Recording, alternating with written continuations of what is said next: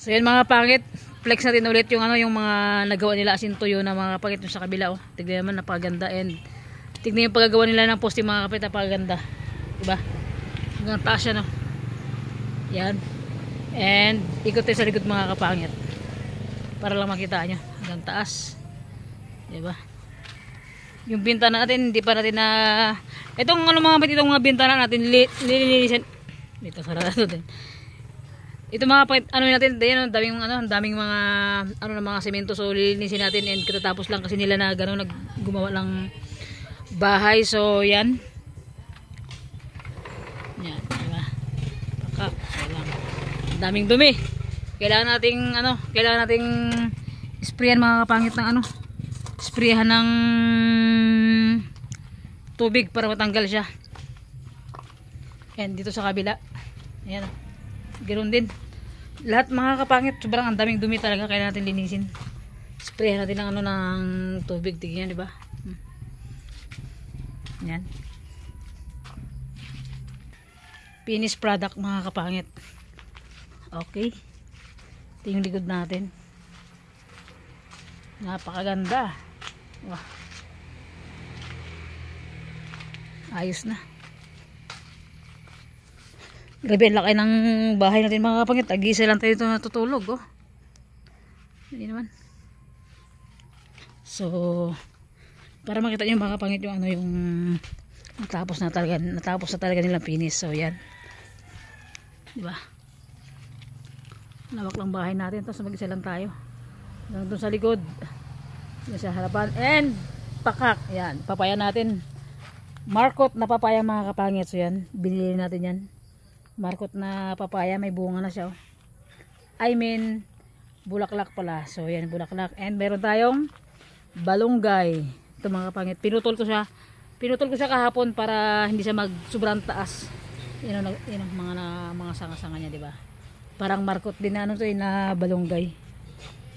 So yan, maganda na, talagang maganda na tignan mga kapangit, kasi yung nakaraan talagang makita nyo pa nagbo-vlog tayo. As in lubak-lubak talaga, tapos and magaling talaga magaling si Kuya, yung si Uncle Ronnie, shout out sa kanya. So yan, siya yung gumawa ng post natin. Akala mo yung post talagang buhos talaga. Pinapala nila ng semento, talagang pinaganda nila. Kaya hindi na siya lubak. Tignan niyo, di ba? Eh, ang lawak ng bahay natin, tapos kailan mag-asawa ng tatlo. So yun mga pangit. And pakita sa yung kusina natin. Ito mga panitong kusina natin na to, ito, di ba? Yan. I-outstore ko lang kayo mga pag hindi pa tapos, pasensya na kayo sa dirty kitchen natin. Baka so yan, katatapos lang natin magluto mga pet. Ang oras dito is alas 4 na lang hapon. And dito mga panitong itong pakak, itong bahay kubo na to. Bahay kubo ba tawag dito? Sabit mo bang kasi pang malakasan yung kaldero din, baka ano ng aso. Sumamit itong kubo natin. Ito, ililipat natin dun sa sa likod pangsamantagal mga kapangit. So yan, siyempre papasok tayo dito. Pag nilipat na natin mga kapangit yan dito. So yan, pasensya na kayo sa sa dilim dahil brown out sa amin dito kaninang mga 12 ata nag-brown out na. So yan. Dito tayo dadaan siyempre mga kapangit. Yan, tatanggalin natin to. Dito tayo dadaan pag may kusina na tayo doon. Ililipat natin kasi nga pag ganan dito sa harap mga kapangit, ay pakak, front yung kaldero natin pagka puti-puti. So kunyari isara natin, diba? Yan mga kapangit. So yan, and siyempre mga kapangit ko agad mo ko natin dito and siyempre mga kapangit, unang-una sa lahat, thank you kay God kasi blessing yung mga dumating sa akin ngayon, and sa girlfriend ko siyempre, thank you sa kanya. Thank you love sa sa sponsor mo dito sa sa bahay. Mapapalaban tayo pag uwi mo.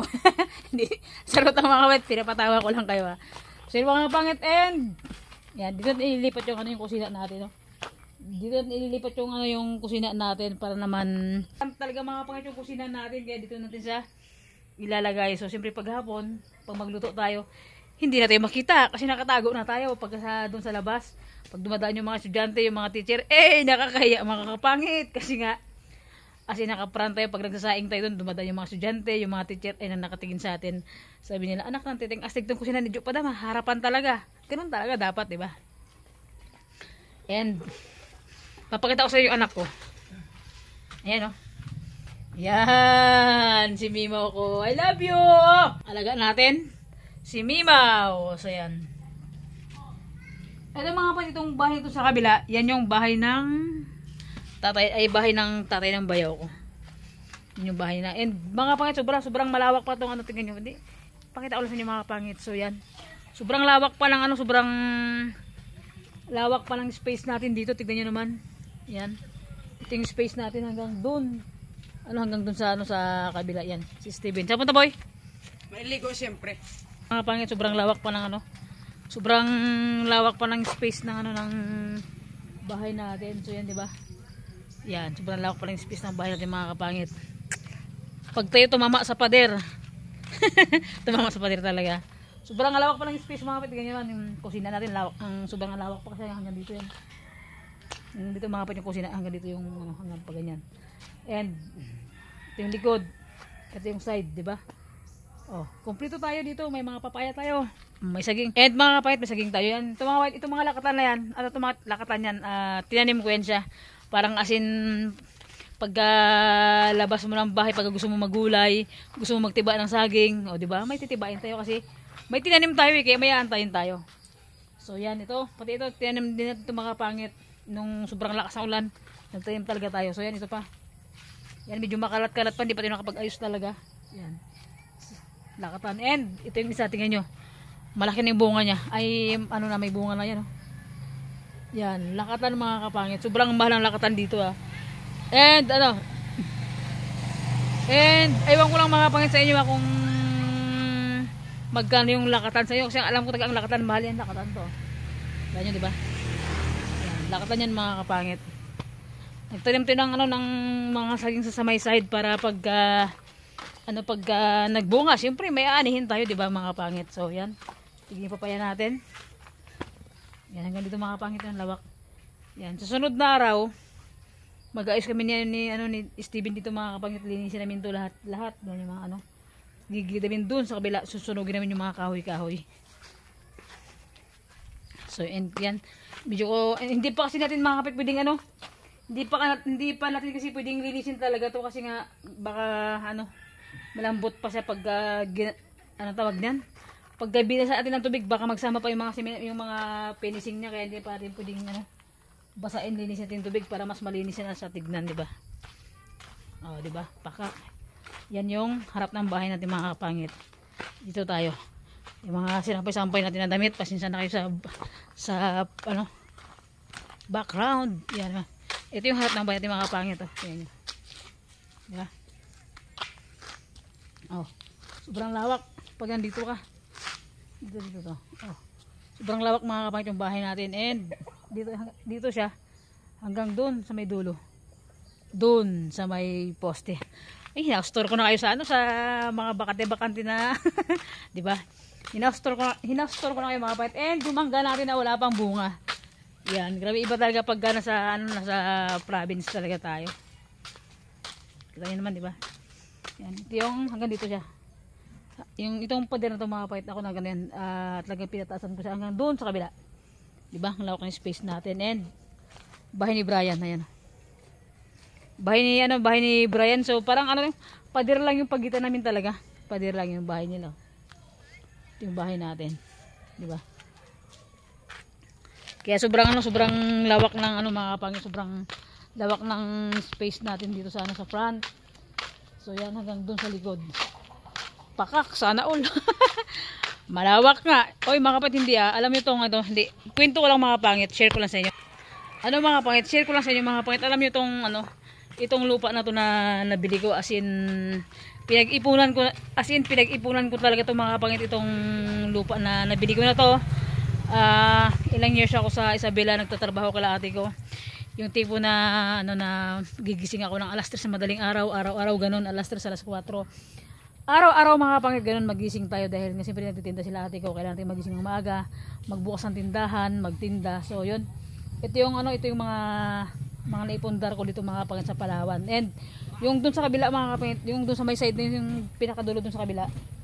Dalawa rin yung humlat na nabili ko doon, pero nung nagpa-start, nung pinagawa ko to, bininta ko yung dalawang humlat ko doon mga kapangit, and binuhos ko lahat dito sa bahay ko.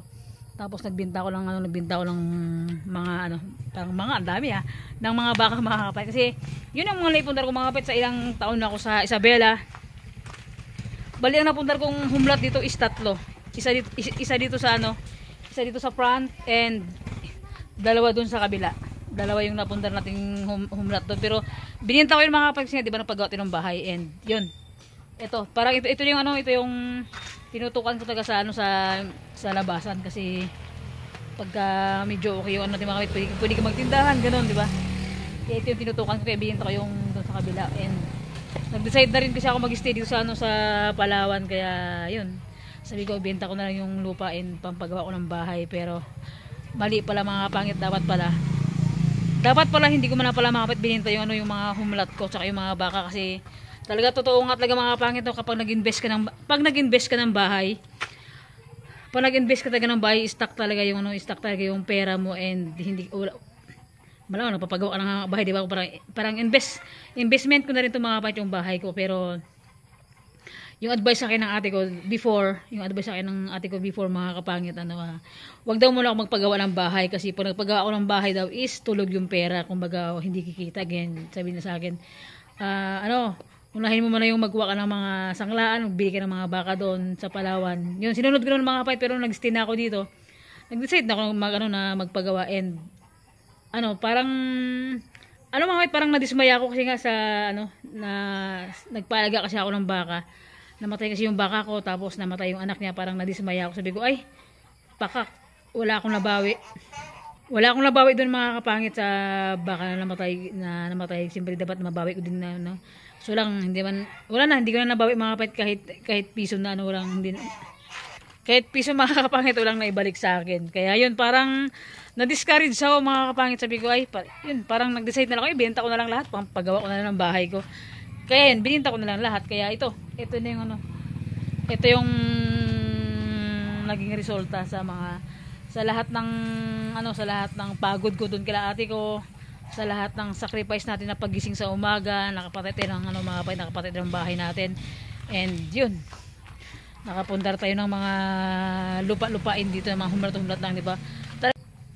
Talagang as in, pinilit ko talagang mag-ipon talaga, kasi nga sabi ko, siyempre sa aming magkakapatid, hindi naman kami mayaman mga kapit, halos lahat kami talagang mahihirap. And yun, talagang nagporsige ako na magpundar ng lupa talaga dito. And sabi ko, siyempre sa pagtanda natin, kumbaga sa pagtanda natin, may sarili tayong bubong, mayroon tayong sariling bahay mga kapit. Kaya nagporsige talaga ako na makabili ng ng mga humlat dito. And yun, and siyempre thank you kay God na nakapundar tayo dito.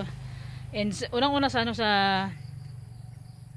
girlfriend ko na pinapinish niya tong bahay mga kapangit. Siyempre sobrang salamat sa kanya na sa sponsor niya sa akin. Kaya yun.